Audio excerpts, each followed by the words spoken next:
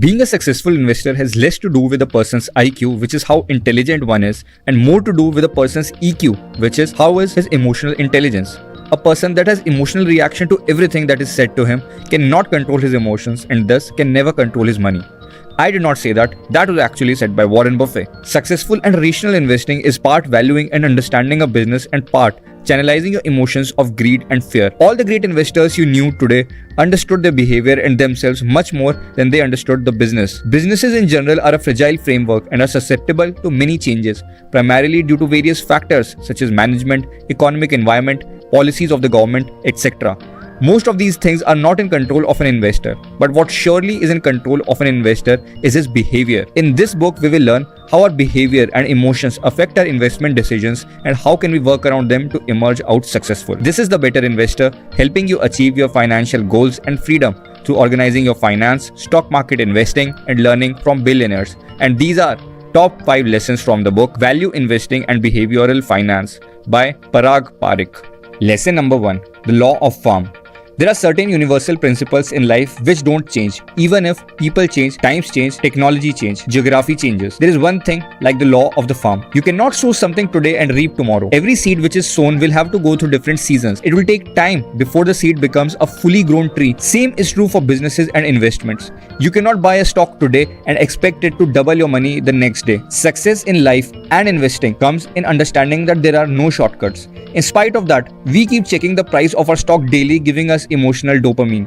If the price is up by 10% in one day, we become happy.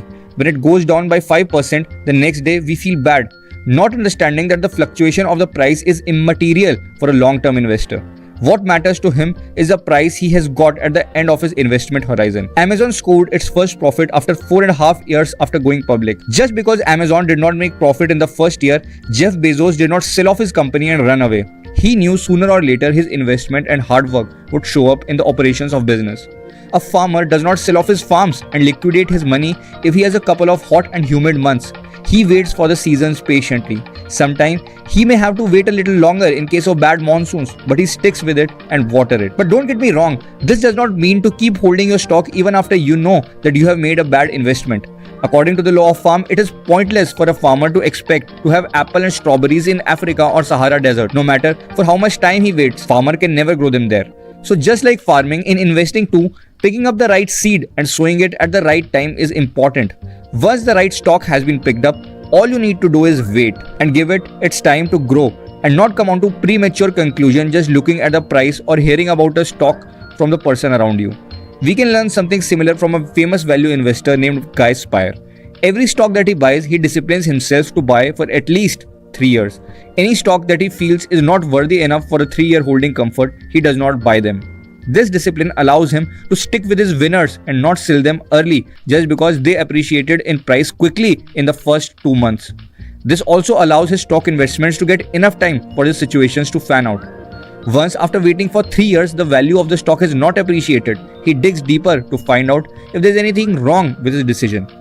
This makes him have a long-term outlook and not get excited or sad because of short-term fluctuations. 3 years is just his time frame. It could be different for you, but the whole point is to discipline yourself to not get an emotional reaction from everyday price fluctuations.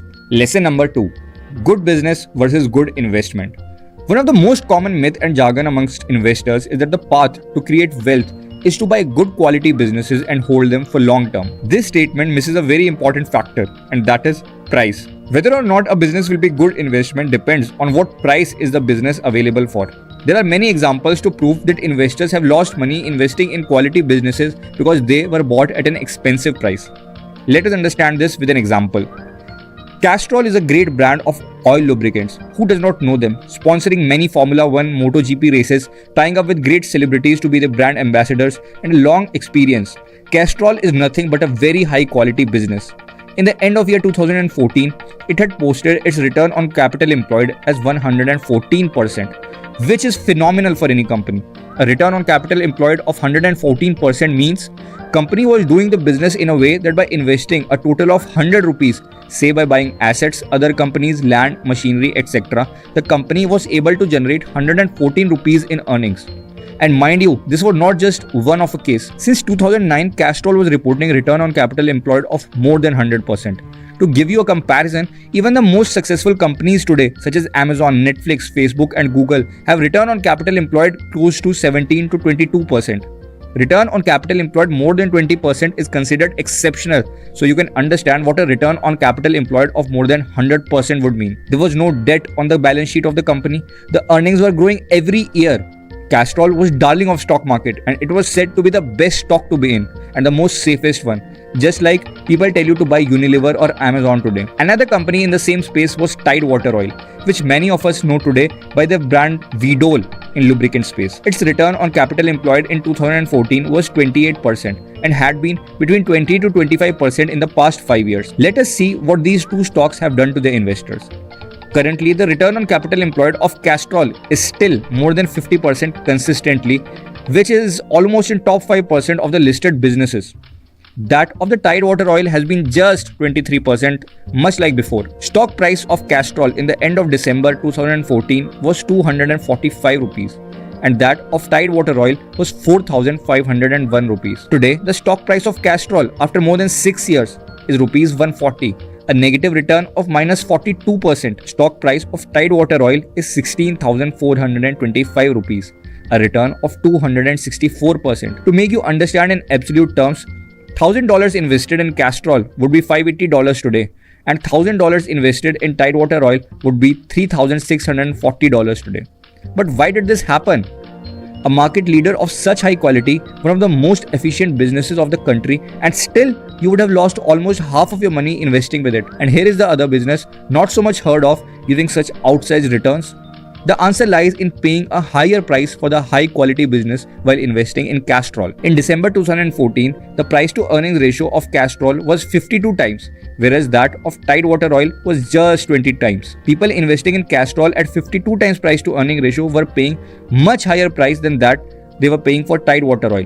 People buying Castrol were buying a business producing $1 in profit every year for $52, whereas the people buying Tide Water Oil were buying a business that produced $1 profit every year at $20. You were definitely getting more for the money you paid in Tide Water Oil than in Castrol. Also, Tide Water Oil just maintained its mediocre performance, whereas Castrol return on capital employed slowly decreased from north of 100% to 50%. Thus, great businesses may be a bad investment if not bought at the right price and right valuation.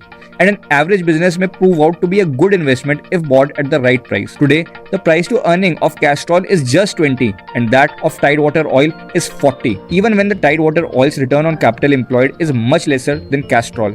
So what do you say? Are people again doing the same mistake with Tide Water Oil, what they did with Castrol around 6.5 years back? Well, time will tell us that. But remember, as a value investor, don't be blinded by someone telling you that so and so company is of exceptional quality. Quality is of only value to a value investor if it is offered at the right price. Lesson number 3. The recency bias. The financial memory of investors is very short. People always extrapolate things that happened recently into the future and form their opinions. If the stock market gives returns of 20% consecutively for 3 years, then people extrapolate this in the future and will put more money in stock market thinking the same will continue. Investors in Castrol extrapolated that it will continue to earn same return on capital employed just because it has done so in the past. In the last 5 years from 2015 to 20, the FMCG stocks performed really well, almost the big ones giving return of more than 20 to 25% every year. These performance attracted more and more fund managers and investors. Whereas the commodity stocks such as that of cements, sugars, automobiles gave negative returns in these 5 years. People extrapolated the same performance in future and see what happens. From 2020 to 21, in last 1.5 years, the FMCG stocks have given almost zero returns, whereas these commodity stocks have tripled and quadrupled the money of the investors. So when something happens for too long, be skeptical to accept it as a trend and that it will go on forever. More often than not, it will not continue forever. Things revert to mean. To cope with recency bias, never extrapolate present performance into the future. Be conservative in your estimations. If in a coin flip, you get heads 2 times consecutively, does that mean you will get it continuously for the next 10 flips too? Remember that. Don't extrapolate. Lesson number 4. Fundamental and speculative return. In investing, we are told that the stock price is a function of the earnings that the company makes. However, this is incomplete information. The returns that an investor gets from a stock constitutes of fundamental returns, which is how much the profit of the company has grown, and second, the speculative return, which means what is the perception of the people involved in the market about the company. Though this is a very subjective thing, however, the price to earning ratio is a good symbol of indicating market's confidence in the stock price. Higher the price to earning ratio at which the stock is quoting at, more optimistic are market participants about the company, and more expensive the stock is said to be. The fact that the people are buying the stock being so expensive proves the fact that people are ready to pay high price for owning such businesses. Like increase in profits is the fundamental return, similarly, change in the price to earnings ratio is a speculative return. Not always, but more or less price to earning ratio with respect to a competitor means that the stock price is undervalued. If you are thinking what rocket science I'm talking about, you must go and check out my last video on the little book of valuation. The reason that the price to earning ratio of a stock has increased signifies that the people are buying it, even the price of the stock has increased much more in comparison to its earnings. Let's go back to our example of Castrol and Tide Water Oil. In 2014, the profit of the company was 475 crores and in 2021, it was 701 crores, an increase of 6% per annum. These of Tide Water Oil grew from 65 crores in 2014 to 141 crores in 2021, an increase of 11% per annum. However, the PE ratio of Castrol was 52 in 2014 and is 20 in 2021, a decrease of -14% per annum. The PE ratio of Tide Water Oil was 23 in 2014 and is 41 in 2021, an increase of 9% per annum. So the total returns in Castrol becomes 6% minus 11%, that is -5% per annum, and that of Tide Water Oil becomes 11% plus 9%, that is 20% per annum. So it is very clear that the speculative returns, which depends on the confidence or psychology of investors or market participants about a business, plays a big role in generating return on a stock selection. Rise in profit is not enough to guarantee a growth of your money in a stock investment. Thus, buying in negative environment is one of the processes followed by many value investors. During pessimistic times, the valuations are cheap, stocks are available at lower PE ratios. When the market outlook becomes better, not only the earnings rise, giving us fundamental returns, but the psychology of investors towards a particular industry also becomes positive, making that stock sell at a higher PE ratio and higher price. Lesson number 5. The IPO phenomena. IPOs are known as shortcut to riches, the secret sauce to get rich overnight, especially when the markets are at all-time highs and it seems that nothing can go bad. Companies come out with IPO. These IPOs are marketed very intelligently and retail investors are sold a dream to make a quick buck, to invest in future, invest in next generation businesses. The herd mentality comes into play and these IPOs are oversubscribed by more than 20 times. The recent IPO of Zomato was oversubscribed by 44 times by the investors. This mismatch of demand and supply makes the stock list on the stock market at a very high price. Not only that, some people who do not get allotment in the IPO buy the stock the very first day the stock gets listed, shooting the price even higher. This looks so exciting, but as a value investor, we must understand that most of the IPOs give negative returns to their investors in long run. To understand why, we must know the phenomena of an IPO. Why does a company need to come with an IPO, which is called the initial public offering, that is listing its stock on the exchange? There can be many reasons: to raise money, to return the debt, or to raise fund to expand the business. But other than these, the biggest reason why companies come out with an IPO in bull market is because the promoters of the company or the initial investors of the company want to sell their stock at high price. When a company which is not listed in stock market wants money, they approach private investors and angel investors who take risk and invest their money with them. Now, when these people want to sell their stock of the company comes out with an IPO to allow these investors to exit. They want to sell the share of the company at the highest price possible. For this reason, most of these IPOs comes in bull market, when the stock market is just hitting new highs, when everyone is optimistic, when there is euphoria among people, when people are okay buying at high valuation. You will hardly listen to any noble value investor investing in the IPO. It is because they know that the IPOs are overpriced and overvalued. The people who are attracted towards IPOs are punters who form the part of the herd who want to grab a piece of the pie and get rich quick. Yes, there are businesses and managements that genuinely come out with offering to pay debt and expand businesses, of the likes of DMart, Infosys, etc. If the sole reason for the IPO would have been genuinely raising money and expanding, then IPOs would come in bear market and in bad economic times when the money is actually needed and is scarce. The fact that these come in the time when herd mentality, speculation and optimism is at its peak This only proves the point that promoters and initial investors use it as a vehicle to cash out big from the company, taking advantage of the poor knowledge of retail investors. Not only that, investing in IPO can prove to be risky too, since there is not much history of the company available about its corporate governance and relationship with shareholders. A value investor stays away from the herd mentality and rampant speculation. If you remember the law of the farm, you would stay away from such investment vehicles and get-rich-quick schemes. Let's have a quick recap. Law of the farm states that you cannot sow something today and reap tomorrow. It takes time for a seed to grow in a fully grown tree. Same is the case with value investing. Short-term price fluctuations, quick gains, and fast losses must have no effect on a value investor. It takes time for an investment decision to play out. A good business may not always be a good investment if the price paid for it is high.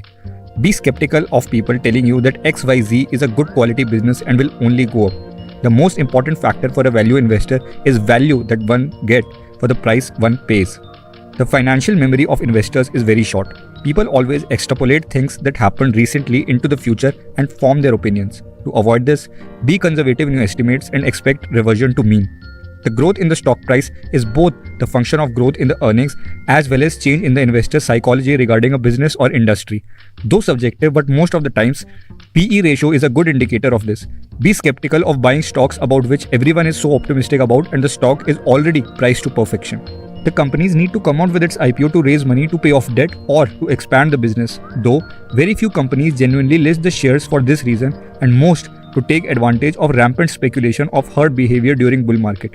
Value investors most of the time stay away from the herd behavior. That's it guys. I hope you liked the video. If you did, do like, share and subscribe. You can check out my last video on the summary of the Little Book of Valuation. I will come again soon with summary of some other investing book. Until then, cheers guys.